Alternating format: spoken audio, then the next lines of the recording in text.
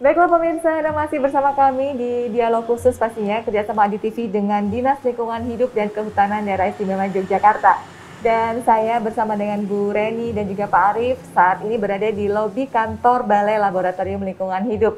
Jadi seru banget, kita tadi sudah sempat ke ruang preparasi ya, jadi tahu tentang uji-uji lab seperti itu. Nah mungkin juga masyarakat jadi paham, oh ternyata laboratorium lingkungan seperti ini gitu kan. Tapi ngomong-ngomong soal ini Bu Reni, sebenarnya siapa saja sih yang punya kepentingan untuk melakukan di sini?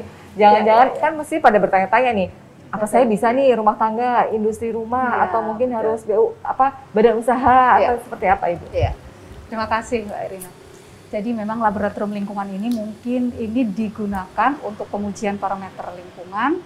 Satu, yang pertama adalah Bapak Ibu penanggung jawab usaha atau kegiatan yang menghasilkan limbah. Artinya yang dari kegiatannya itu menghasilkan air limbah. Atau penanggung jawab usaha dan atau kegiatan yang akan mengimplementasikan dari dokumen lingkungannya. Dokumen AMDAL itu kan ada dokumen RKL-RPL. Mereka wajib melakukan apa yang tertera di dalam dokumen RKL tersebut. Uji air limbahnya itu udah pasti. Karena secara aturan setiap bulan harus mengujikan. Kemudian sekalian dengan kewajiban untuk kontrolnya adalah air bersihnya, air sumurnya.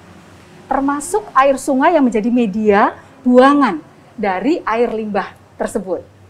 Nah, itu dari pengusaha atau penanggung jawab usaha kegiatan. Kemudian lagi ada masyarakat umum yang mungkin ingin mengetahui kualitas dari air sumurnya. Ada lagi mahasiswa-mahasiswa yang mungkin untuk keperluan penelitian.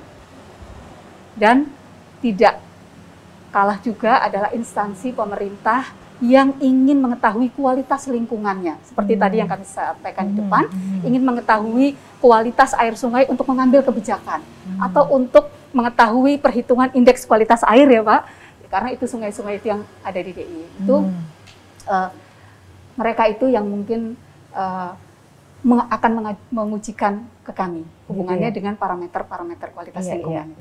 Pasti pada bertanya-tanya nih di rumah nih Bu. Pak Arief dengar nggak apa pertanyaannya pemirsa? Ayo ditebak Pak. Terkait dengan ini kalau udah masalah kita mau mengujikan itu kan pasti maju mundur karena berapa ya biayanya? Benar nggak Pak Arief nih? Nih Bu Reni boleh nggak nih ngasih tahu kepada kami semua tentang tarif atau biaya? Iya baik, terima kasih. Terkait tarif memang kami mengacu kepada Peraturan Daerah DIY Pak Nomor 1 Tahun 2020 tentang retribusi jasa usaha. Di sana ada harga atau tarif setiap parameter yang kami lakukan. Misalnya ada pengujian minyak lemak berapa sih? Pengujian untuk BOD berapa sih? Gitu. Itu semua ada. Sehingga ketika itu kegiatan atau perusahaan misalnya perhotelan. Ada Perda nomor 7 2016 Pak terkait baku mutu air limbah, ada kewajiban bahwa perhotelan itu entah bintang 5 entah bintang 4 wajib melakukan minimal 10 parameter yang harus diujikan. Nah, ini dari 10 ini kalau untuk hotel kalau dipaketkan itu sekitar Rp347.000. Nah ini begitu juga untuk industri, untuk rumah sakit, yaitu harga atau tarifnya ada di Perda itu per parameter. Jadi sudah standar ya? Iya, sudah ada di dalam Perda. Baik. Dan kemudian tinggal. Nah ini mumpung ada Pak Arief Bu, kita ngobrol sama Pak Arief ini, karena kalau udah kayak gini ya agak sedikit harus ada pandangan nih dari Dewan gitu kan. Pak Arief, kalau lihat dari kondisi daerah istimewa Yogyakarta sejauh ini ya, yang punya sungai, yang punya mungkin tempat pembuangan sampah, sumur dan sebagainya gitu dengan segala kemajemukannya. Bagaimana menurut pandangan Pak Arief tentang lingkungan sendiri di daerah istimewa Yogyakarta? Ya, saya kira gini ya Mbak Irina. Jadi di pelestarian dan pengelolaan lingkungan hidup ini menjadi tugas kita bersama.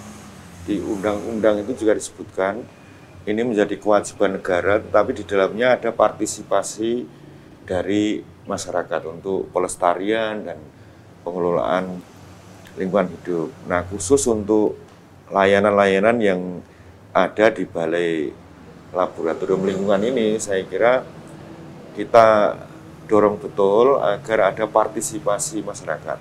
Toh dengan kualitas lingkungan hidup yang baik ini, kembalinya itu kepada kita sendiri. Kita sendiri ya. Jadi, ya kepada kita sendiri. Bagaimana kualitas air kita, bagaimana indeks kualitas udara kita, dan lebih jauhnya nanti indeks kualitas lingkungan hidup kita.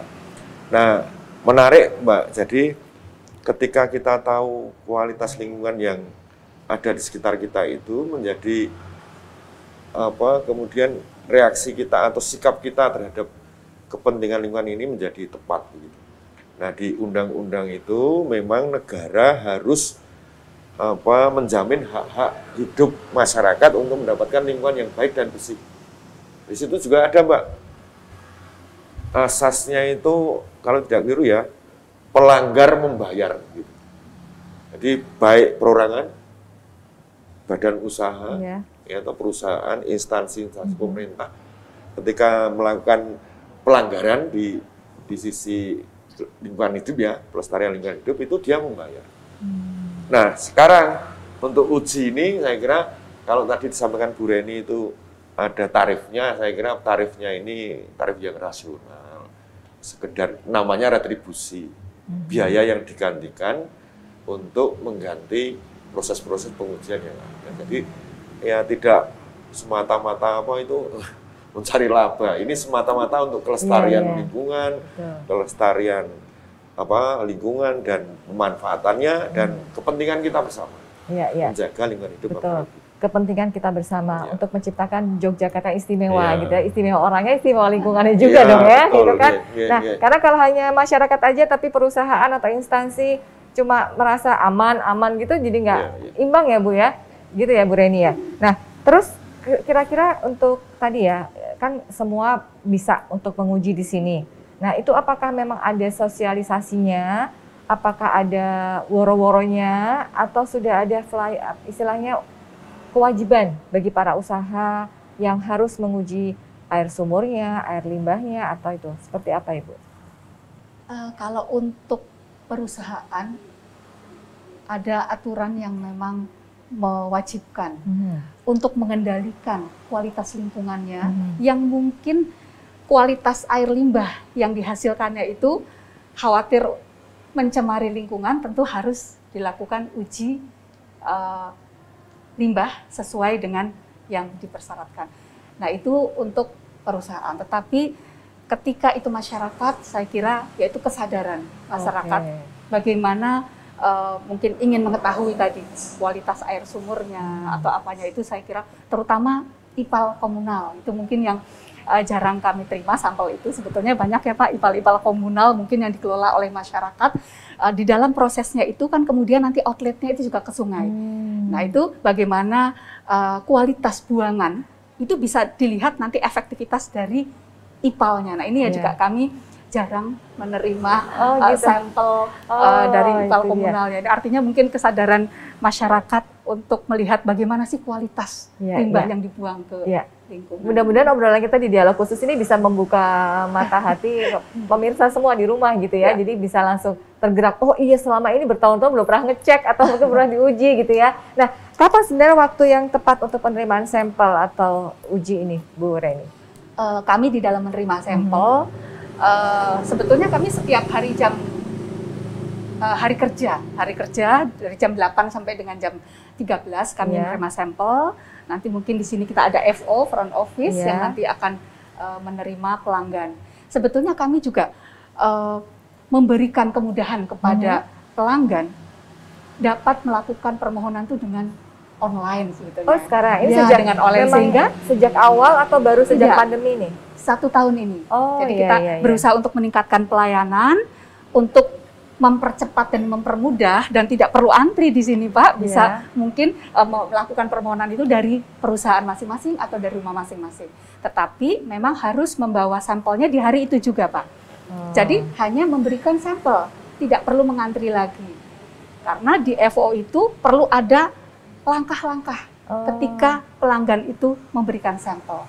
Nah tentunya kan menjadi antri ketika itu harus di sini. Tetapi kalau memang pelanggan atau masyarakat yang ingin mengujikan dan belum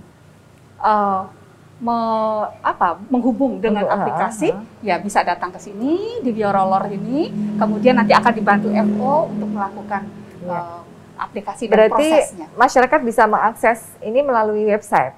Bisa Jadi aplikasi, langsung. iya betul, dlhk.jogjaprof.go.id/laplink.